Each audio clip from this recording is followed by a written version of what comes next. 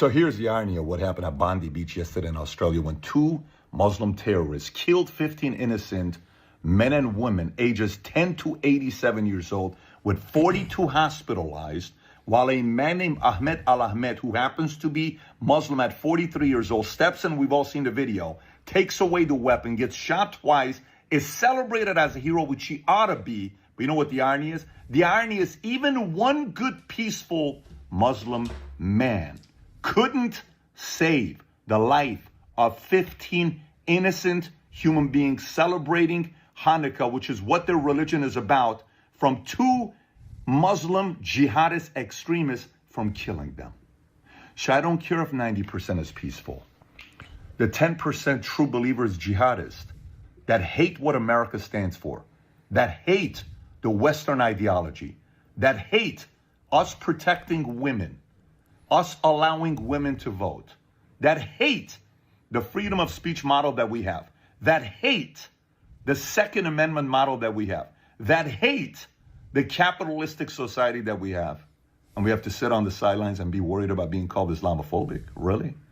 I lived in Iran for 11 years and I saw what this was all about. If Americans cannot see what's going on in Australia, tragic event, breaks my heart. There's a lot of Assyrians and Armenians who live in Australia, and I'm Assyrian and Armenian. There's a lot of people. A pastor, Bishop Marmari, got stabbed in the eye. A Syrian bishop, Absolutely. who was very much needed, his voice during COVID, got stabbed in the eye by a Muslim boy at 19 years old. Here's a bishop that went to Gaza to pray for Gazan families. He went there with his church. A 19-year-old comes and stabs him in the eye. And he still forgave him because our religion of Christianity believes in that. We're supposed to sit in America, think it's okay with what's going on in Dearborn and Somalia, and Governor Tim Walz has the audacity to get up and say we're going to let even more Somalians in after $1.5 billion was stolen from taxpayers over there. Really? We're supposed to sit on the sidelines and be vocal about this and not think it's a big deal? We're supposed to do that? I don't know about that. Listen, this is what matters to me. I love this country. I love America, and I fear the man upstairs more than anything else I fear in my life. More than anything else I fear in my life. The grace and the life he's blessed me with makes no sense. Every day I'm grateful for what happened. And I feel bad because those 15 who are no longer here with us, their kids will never hug them again. There are no more dinners. The family, the mom, dad, there are no more, hey, honey, no, gone. Gone. Why? Islamophobia. Don't criticize them. They're peaceful. Why don't we pull up some data?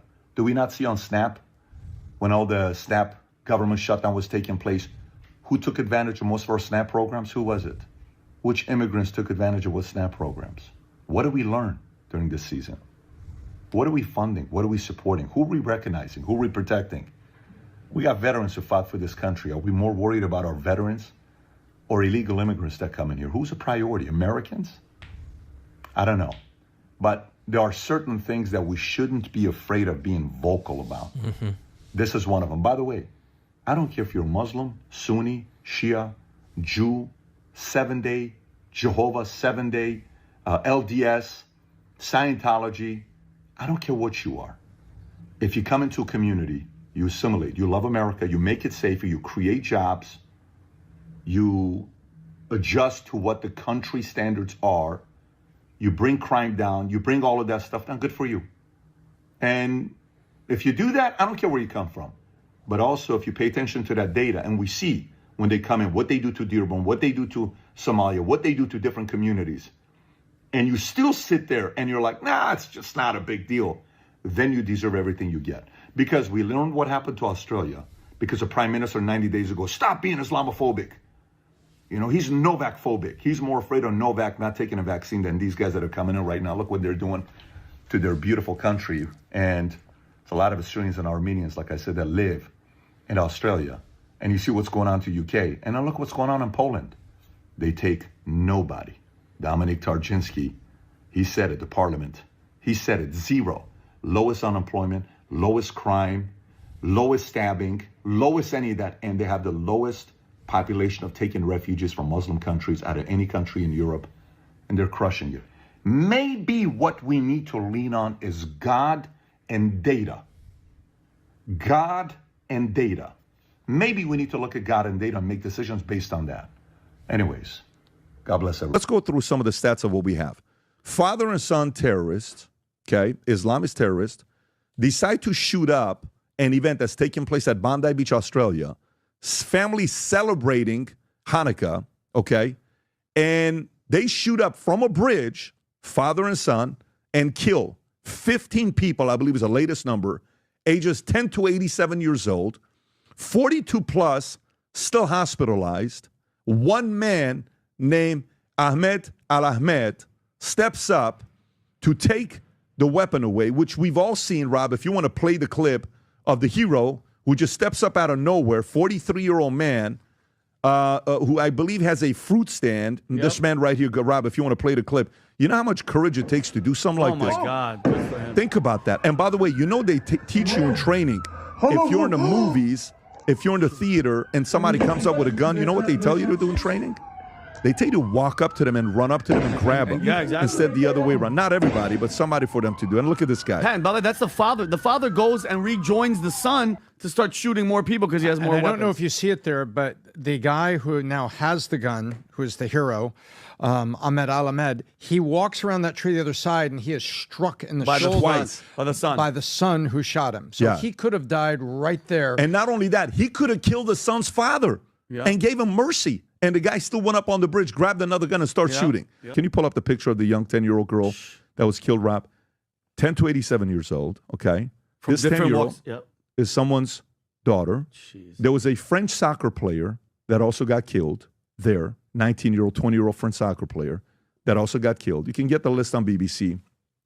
This is Matilda. That's someone's daughter, okay, that was killed. So while this is happening, the guy that saved him happens to be a Muslim. They say he's a Muslim. Some are saying he's a Maronite Christian, but they say he's a Muslim.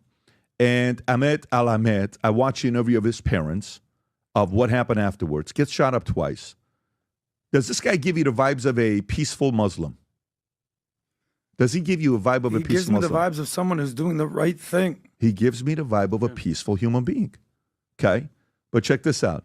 He's a hero. Even one peaceful Muslim who could have taken the guy's father's life when he walked away, gave him mercy.